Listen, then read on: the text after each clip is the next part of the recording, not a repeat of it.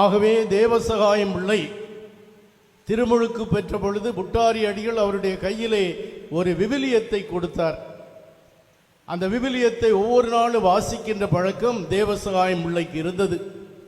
நிச்சயமாக தேவசகாயம் பிள்ளை யாத்திராகமத்திலே மோசே இஸ்ராயேல் மக்களை பாலைவனத்திலே அழைத்து வந்த பொழுது இஸ்ராயேல் மக்கள் கடவுளுக்கு எதிராக முறுமுறுத்து கொண்டு தாகத்தால் நாங்கள் துடிக்கிறோமே என்று அழுத பொழுது மோசே கடவுளிடம் முறையிட, கடவுள் நீ நிற்கின்ற இடத்திலே உன் முன்னால் நிற்கின்ற பாறையிலே உன்னுடைய கையிலே இருக்கின்ற கோலால் ஓங்கி அடி என்று சொன்ன அந்த பகுதியை தேவசகாயம் பிள்ளை நினைவு கூர்ந்திருக்க வேண்டும். ஆகவே ஆண்டவர் மீது ஆழ்ந்த நம்பிக்கை கொண்ட மறைசாட்சி தேவசகாயம் பிள்ளை அந்த பாறையிலே தாகத்தால் துவண்டு உரக்க குரலெழுப்பி அவர் இயேசுவிட நம்பிக்கை கொண்டவராக தன்னுடைய முழங்கையால் அந்த பாறையிலே ஓங்கி இடிக்கின்றார்.